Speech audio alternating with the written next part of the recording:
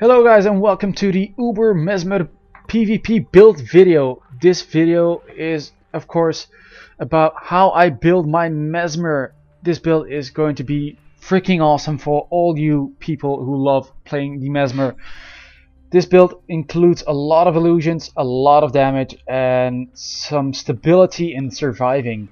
As you can see, my health is 23.5k, which is pretty much if you're wearing cloth armor and having some stability.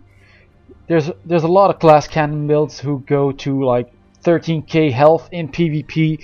They do like loads of freaking damage, but they die really fast, and mine does a lot of damage and still has a lot of health. So these are my traits. I've got 30 in domination, 20 in chaos and 20 in inspiration. I picked up chaos and inspiration to do a lot more of surviving in fights. I gained 200 toughness, 200 boon duration, 200 vitality and 200 increased healing.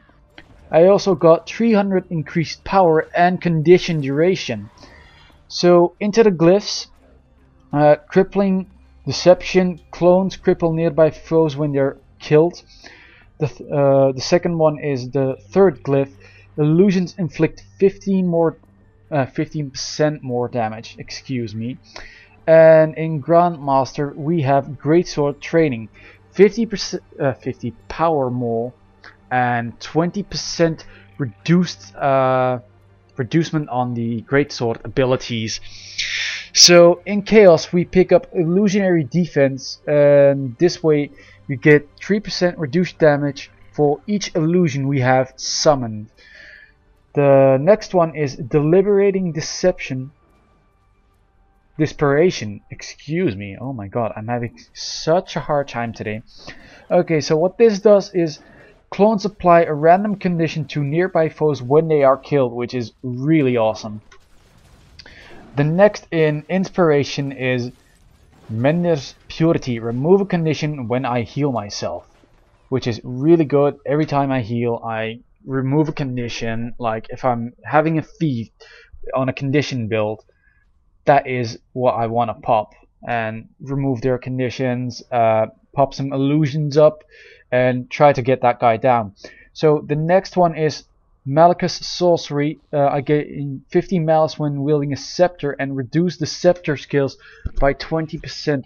I don't really use my scepter a lot because the main damage is coming from my greatsword.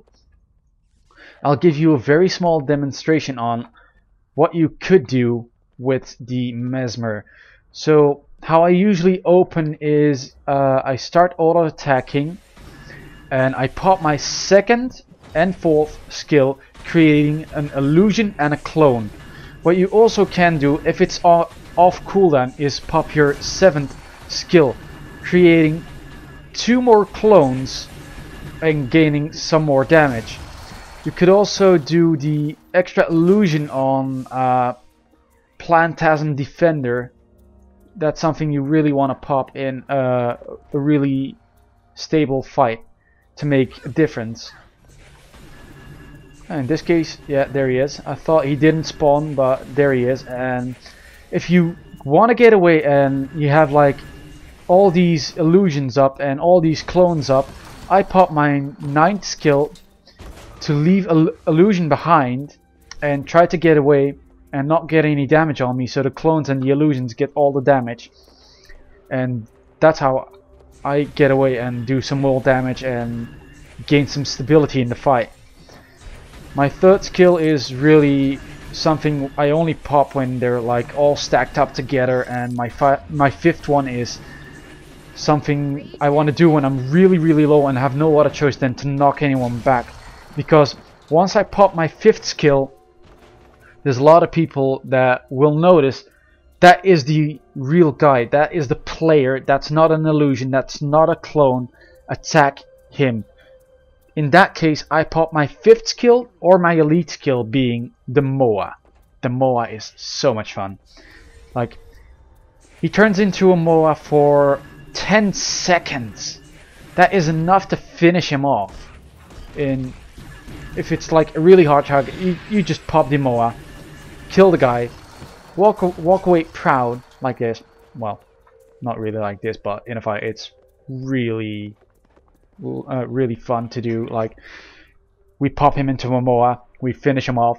We might even teabag him if we are able to, if there's nobody else around. No, we can't actually teabag in this game. Shit. Well, you get the point. It's something to be proud of, to kill a hard player. Like, if it's a Guardian with a lot of defense, you just put a Moa on him, create a lot of illusions, create some clones, do shitloads of damage. If he gets out of the Moa form, you could always confuse him or daze him or anything with your shift spells and gain control of that fight, which is what you want to do. Okay, so my next videos are actually going to be some PvP videos with this Mesmer, showing you what I can do with the Mesmer and hopefully get a good score in Heart of the Mist games. The previous games I've done, I was top player 9 times in a row. Then a friend of mine came on, I shared my build, and it got a lot harder when he was my target. So you don't want to encounter anyone with this build, I can tell you that. And so far this video, like, subscribe, leave a comment below, it's always appreciated. I will do more guide videos. I did know I promised a warrior video this week. It's still going to come out, but I played the Mesmer and I really enjoyed it, so this one's coming up first, guys. Don't be mad. And see you in the next video, guys.